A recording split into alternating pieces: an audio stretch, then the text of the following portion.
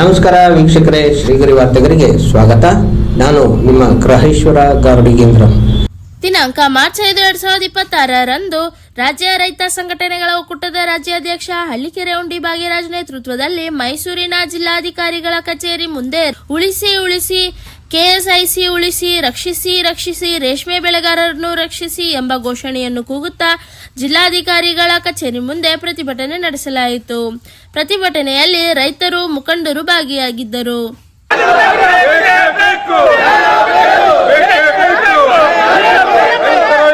ಮೋಸ ಮಾಡುವ ಸರ್ಕಾರಕ್ಕೆ, ರೈತರ ಹೆಸರಿನಲ್ಲಿ ಮೋಸ ಮಾಡುವ ಸರ್ಕಾರಕ್ಕೆ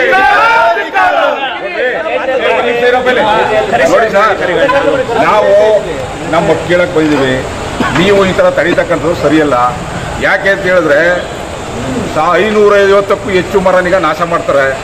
1912 ಕಾರ್ಖಾನೆನ ಮುಚ್ಚಿ ಅದರಲ್ಲಿ ಕ್ರೀಡಾಂಗಣ ಮಾಡ್ತೀವಿ ಅಂತ ಸರ್ಕಾರ ಅವಿವೇಕಿ ನಿರ್ಧಾರ ತಗೊಂಡಿದೆ. ಅದ್ರ ವಿರುದ್ಧವಾಗಿ ಎಮ್ಮೆ ಚರ್ಮದ ಸರ್ಕಾರಕ್ಕೆ ಬುದ್ಧಿ ಹೇಳಕ್ ಬಂದಿರೋದು ನಾವು. ಈ ಸರ್ಕಾರ ನಿದ್ದೆ ಮಾಡ್ತದಪ್ಪ ಅಂತ ಹೇಳಿ ಬಾರ್ಕೋಲ್ ಮುಖಾಂತರ, ಚಳುವಳಿ ಮುಖಾಂತರ ಕೇಳಕ್ ಬಂದಿರೋದು. ನೀವು ತಡೆದು ಬಿಟ್ರೆ ಆಯ್ತದ? ಕರೆಸಿಯಾರು ಯಾರು? ಉತ್ತರ ಹೇಳಿಸಿ ಅವ್ರು ಜಿಲ್ಲಾಧಿಕಾರಿಗಳ ಕೈಲಿ, ಜಿಲ್ಲಾಧಿಕಾರಿಗಳಿಗೆ ಸೂಚನೆ ಕೊಟ್ಟಿದ್ದಾರೆ ಮಂತ್ರಿಗಳು. ನೀವು ಸಂಬಂಧಪಟ್ಟಂತ ಸ್ಥಳ ಪರಿಶೀಲನೆ ಮಾಡಿ ಅಲ್ಲಿ ಏನೇನು ಸಮಸ್ಯೆ ಇದೆ ಅದನ್ನ ಪರಿಹಾರ ಮಾಡಿ ಅಂತ ಕೇಳಿದ್ದಾರೆ. ಯಾಕೆ ಇನ್ನು ಜಿಲ್ಲಾಧಿಕಾರಿಗಳ ಸಮಸ್ಯೆ ಬಗೆಹರಿಸಿಲ್ಲ? ಯಾಕೆ ಸ್ಥಳಕ್ಕೆ ಹೋಗಿಲ್ಲ ಜಿಲ್ಲಾಧಿಕಾರಿಗಳು? ಅಂದ್ರೆ ರೇಷ್ಮೆ ಬೆಳೆಗಾರರು ಅಂತ ಹೇಳಿದಷ್ಟು ನಿರ್ಲಕ್ಷ್ಯವ?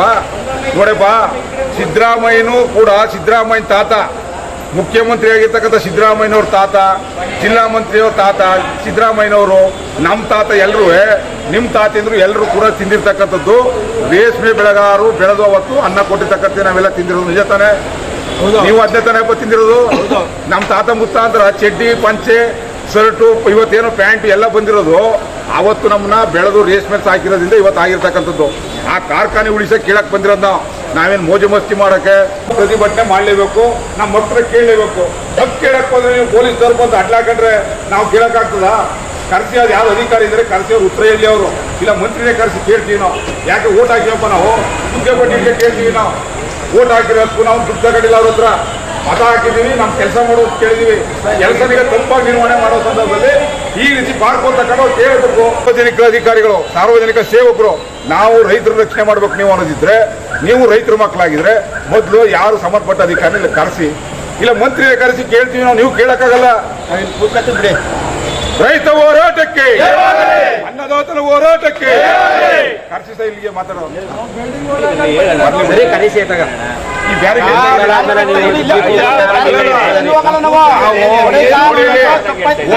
ಮುಂದೆ ಬರಲ್ಲ, ಅಲ್ಲೆಲ್ಲ ವಸ್ತಲ್ಲ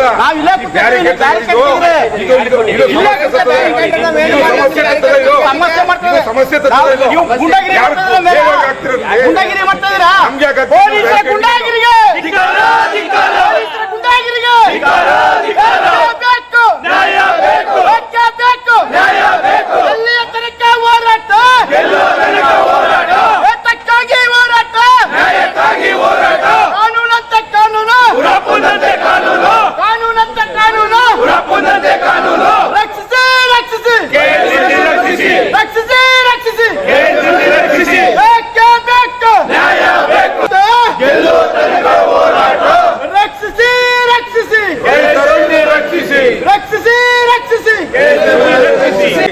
ರಾಜಕಾರಣದಲ್ಲಿ ಅಸೆಂಬ್ಲಿ ಒಳಗೆ 224 ಜನದಲ್ಲಿ 115 ಜನ ಗುಂಡರವ್ರೆ, ಬೇಲ್ ಮೇಲೆ ಅವ್ರೆ, ಪಾರ್ಲಿಮೆಂಟ್ ಬೇಲ್ ಮೇಲೆ ಅವ್ರೆ, ಮೋದಿ ಸರ್ಕಾರದಲ್ಲಿ ಬೇಲ್ ಮೇಲೆ ಅವ್ರೆ, ಸಿದ್ದರಾಮಯ್ಯ ಸರ್ಕಾರದಲ್ಲಿ ಬೇಲ್ ಮೇಲೆ ಅವ್ರೆ. ಅವ್ರು ಯಾಕೆ ಬ್ಯಾರಿಕೇಡ್? ರೈತರಿಗೆ ಯಾಕೆ ಹಾಕ್ತೀರಿ ಅನ್ನ ಹಾಕೋರ್ಗೆ? ಎಲ್ಲ ತಿಂದಿರೋದು ಅನ್ನನೀಗ ರೇಷ್ಮೆ ಬೆಳೆದು ಆ ರೇಷ್ಮೆಯಿಂದ ಅನ್ನ ತಿಂದಿರ್ತಕ್ಕಂಥದ್ದು ನಾವೆಲ್ಲ. ನಮ್ಮ ತಾತ, ನಿಮ್ಮ ತಾತ, ಮುತ್ತಾತ ಅಧಿಕಾರಿಗಳು, MLAಗಳೆಲ್ಲರೂ ಅವ್ರನ್ನ ರಕ್ಷಣೆ ಮಾಡಕ್ ಬಂದಿರೋದು ನಾವು. ತೆಗೀರಿ ಬ್ಯಾರಿಕೇಡ್ಗೆ ಬಂದು ನಿಂತ್ಕೆ.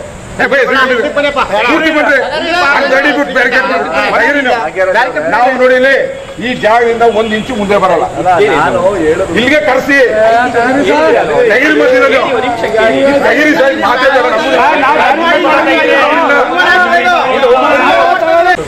ನೀವೇನು ಪ್ರತಿಭಟನೆ ಮಾಡ್ತೀರಾ, ಸಂವಿಧಾನಾತ್ಮಕವಾಗಿ ನಿಮಗೆ ಪ್ರತಿಯೊಬ್ಬರು ಕೂಡ ದೇಶದ ನಾಗರಿಕರಿಗೆ ಹಕ್ಕಿದೆ. ಆದರೆ ಅದಕ್ಕೆ ಆದಂಥ ಒಂದು ರೀತಿ ನೀತಿಗಳಿರ್ತದೆ. ಈಗ ಏನು ಅಂತ ನಿಮ್ಮನ್ನ ಕರೆದಿದ್ದೀವ ಅಲ್ಲಿಂದ ಕೇಳಿ, ಒಂದು ನಿಮಿಷ ಕೇಳಿ. ಈಗ ನಿಮಗೆ ಹೊಸದಾಗಿ ಏನಾದರೂ ಮಾಡ್ತಾರೆ, ಯಾವುದೇ ಪ್ರತಿಭಟನೆ ಮಾಡಿದ್ರು ಕೂಡ ಸಾಮಾನು ಅಲ್ಲಿ ತುಂಬಿರ್ತದೆ. ಅಲ್ಲೇ ಇರ್ತಕ್ಕಂಥದ್ದು, ಅದೇ ಸ್ವಲ್ಪ ಬಿಸಿಲು ಇರತಕ್ಕಂಥ ಸಂದರ್ಭದಲ್ಲಿ ನಾವೇನು ಮಾಡ್ತೀವಿ, ಈ ಕಡೆ ಕಳಿಸ್ತೀವಿ. ಸೊ ಅಲ್ಲಿ ಕೂತ್ಕೊಳ್ಳಿ, ಸಂಬಂಧಪಟ್ಟವ್ರನ್ನ ಕರೆಸ್ತೀವಿ, ನಿಮ್ಮ ಮನವಿ ಏನಿದೆ ಕೊಡಿ ಅಂತ ಆಯ್ತಾ. ಇಲ್ಲಿ ಯಾಕೆ ಬಿಡಲ್ಲ ಅಂತಂದ್ರೆ ಇಲ್ಲಿ ಏನಾಗುತ್ತೆ, ಇಲ್ಲಿ ಕೇಳಿ, ಈಗ ನಡೀತಾ ಇದೆ ಏನು ಕಚೇರಿಗಳೆಲ್ಲ ನಡೀತಾ ನಾವು ಕಚೇರಿಗಳು ನಡೀತಾ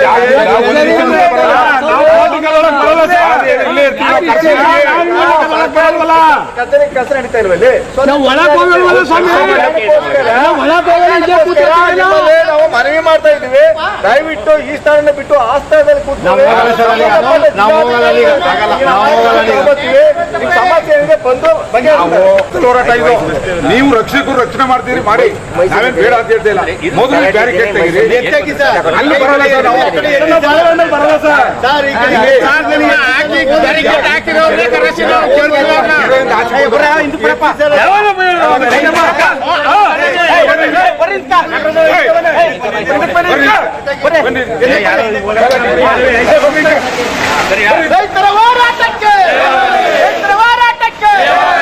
ಸರ್ಕಾರಗಳು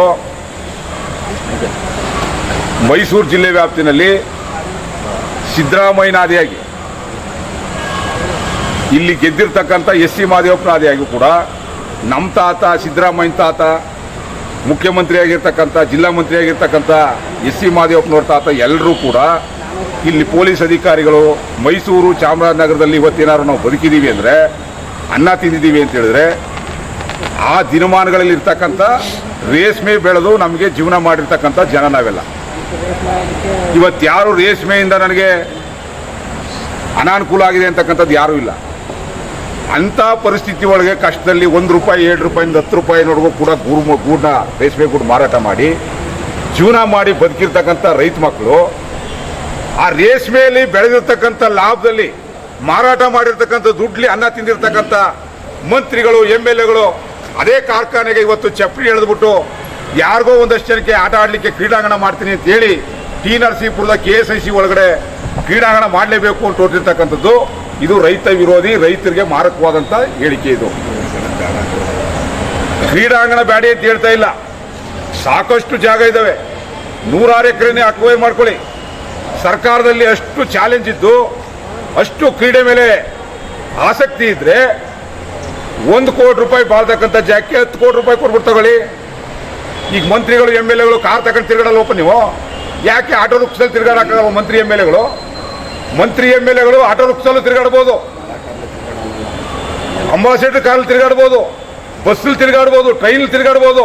ನಿಮ್ಗೆಲ್ಲ ಇನೋವಾ ಕೃಷ್ಣ ಕಾರು ಮಂತ್ರಿ MLAಗಳಿಗೆ ಯಾಕೆ? ಸೋಕಿ ಮಜಾ ಮಾಡಲಿಕ್ಕೆ ರೈತರ ದುಡ್ಡು ಸಾರ್ವಜನಿಕ ಹಣದಲ್ಲಿ. ಅದೇ ಥರ ಇದನ್ನ ಅಷ್ಟು ಆಸಕ್ತಿ ಇದ್ರೆ ಇದನ್ನು ಮಾಡಲೇಬೇಕು ಅಂತಕ್ಕಂಥ ಚಾಲೆಂಜು ತಾಕತ್ತು ನಿಮಗಿದ್ರೆ ತಗೊಳ್ಳಿ. ಒಂದು 10 ಕೋಟಿ ರೂಪಾಯಿ ಕೊಟ್ಬಿಟ್ಟು 1 ಎಕರೆಗೆ ಎಲ್ಲ ರೈತರಿಗೂ ದುಡ್ಡು ಆಯ್ತದೆ. ಅದನ್ನು ಮಾಡಕ್ಕೆ ತಾಕತ್ತಿಲ್ಲ ಸರ್ಕಾರಕ್ಕೆ. ಅದನ್ನು ಕೊಟ್ಟು ತಕೊಂಡು ರೈತರಿಗೂ ದುಡ್ಡು ಆಯ್ತದೆ, ಬೇರೆ ಕಡೆ ಮಾಡ್ತೀವಿ.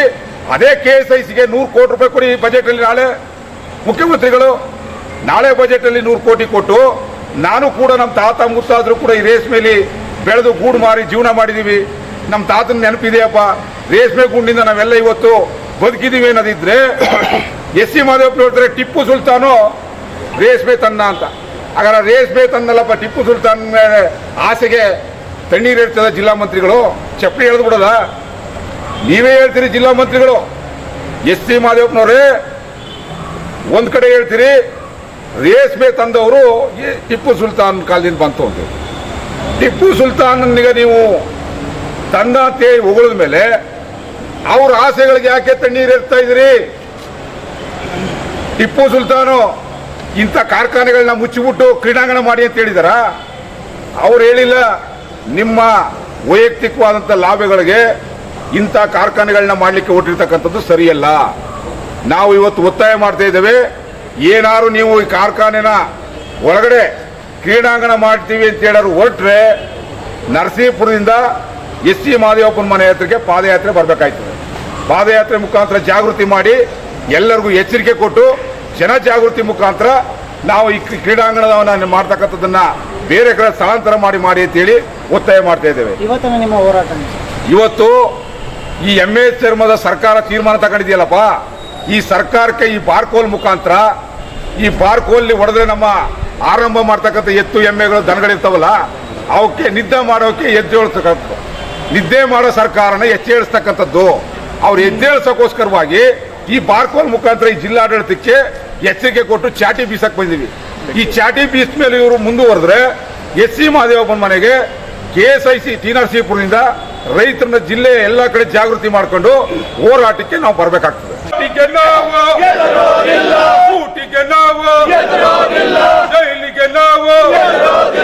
ಉಳಿಸಿ ಉಳಿಸಿ ಉಳಿಸಿ ಉಳಿಸಿ ಉಳಿಸಿ ಉಳಿಸಿ ಉಳಿಸಿ ಉಳಿಸಿ ಭ್ರಷ್ಟ ಸರ್ಕಾರಕ್ಕೆ, ಅವಿವೇಕ ಸರ್ಕಾರಕ್ಕೆ, ನೀತಿಗೆಟ್ಟ ಸರ್ಕಾರಕ್ಕೆ ಉಳಿಸಿ ಉಳಿಸಿ.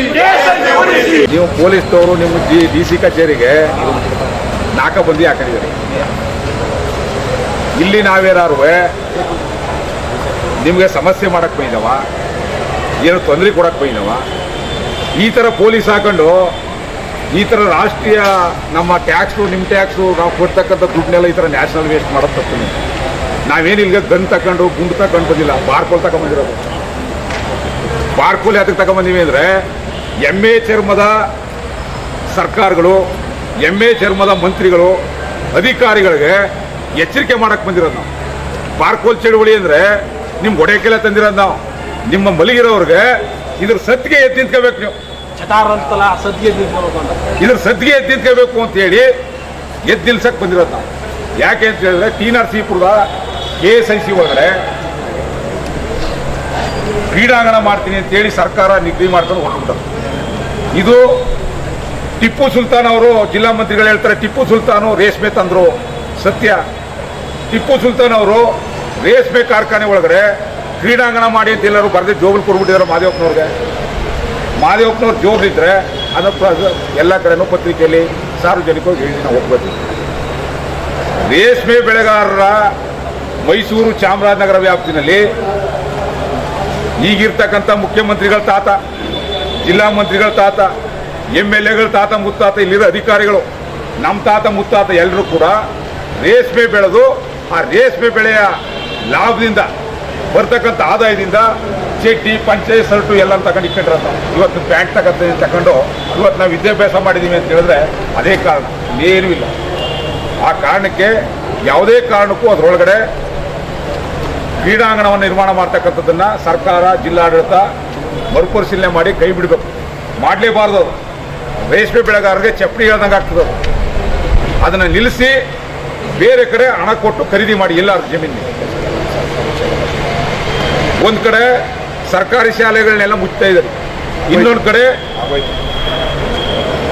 ಪರಂಪರೆ ಇದು ನಮ್ಮ ಮೈಸೂರಿನ ಪರಂಪರೆ. ರೇಷ್ಮೆ ಸೀರೆ ಅಂದರೆ ಚಾಮುಂಡೇಶ್ವರಿ ಅಧಿದೇವತೆ ಕೊಡ್ತಕ್ಕಂಥ ಪರಂಪರೆ ಇದೆ.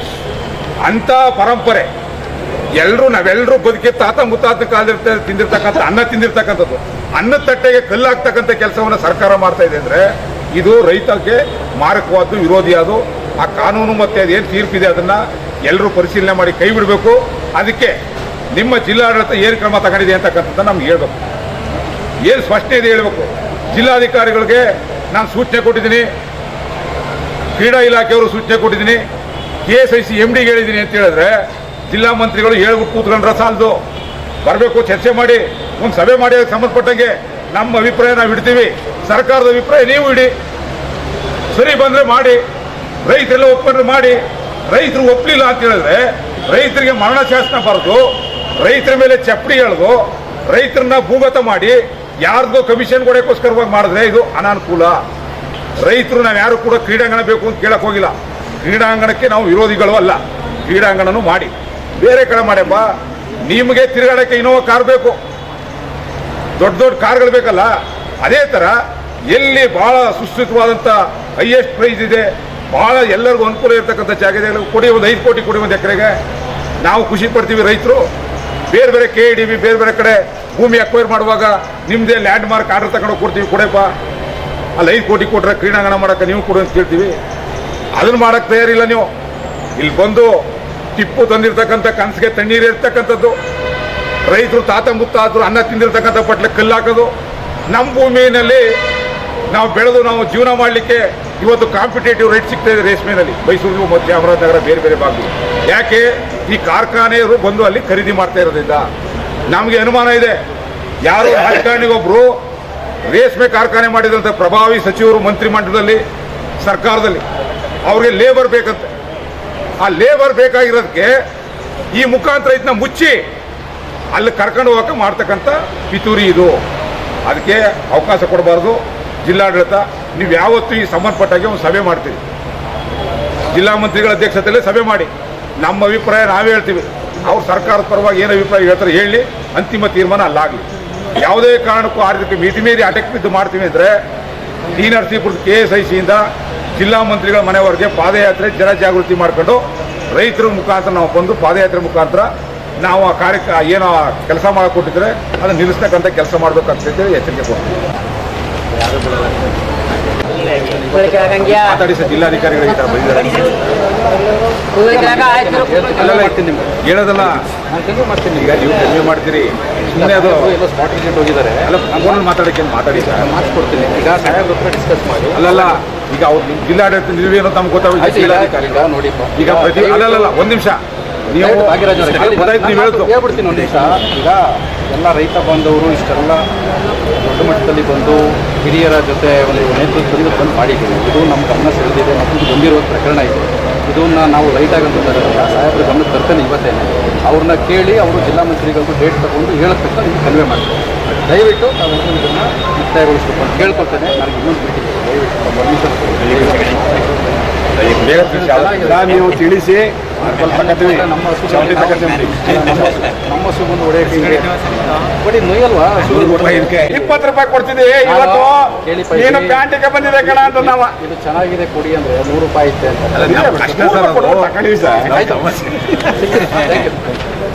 ಮತ್ತೆ ಮುಂದಿನ ವಾರ್ತೆಗರಿಯಲ್ಲಿ ಭೇಟಿಯಾಗೋಣ. ಶ್ರೀಗರಿ, ನಿಮ್ಮ ಮನದಾಳದ ಗರಿ. ನಮಸ್ಕಾರ. ಶ್ರೀಗರಿ, ನಿಮ್ಮ ಮನದಾಳದ ಗರಿ. ಶ್ರೀಗರಿ, ನಿಮ್ಮ ಭಾವನೆಗಳ ಗರಿ. ಶ್ರೀಗರಿ, ನಾಡಿನ ಹೆಮ್ಮೆಯ ಗರಿ. ಮನೆ ಮನಗಳ ಗರಿದು ಶ್ರೀಗರಿ, ತನು ಮನ ಧನಗಳ ಗರಿದು ಶ್ರೀಗರಿ, ವಿಶ್ವದ ದೇಶದ ನಾಡಿನ ಗರಿದು ಶ್ರೀಗರಿ. ಶ್ರೀಗರಿ ಶ್ರೀಗರಿ ಶ್ರೀಗರಿ ಶ್ರೀಗರಿ ಶ್ರೀಗರಿ, ನಿಮ್ಮ ಮನದಾಳದ ಗರಿ.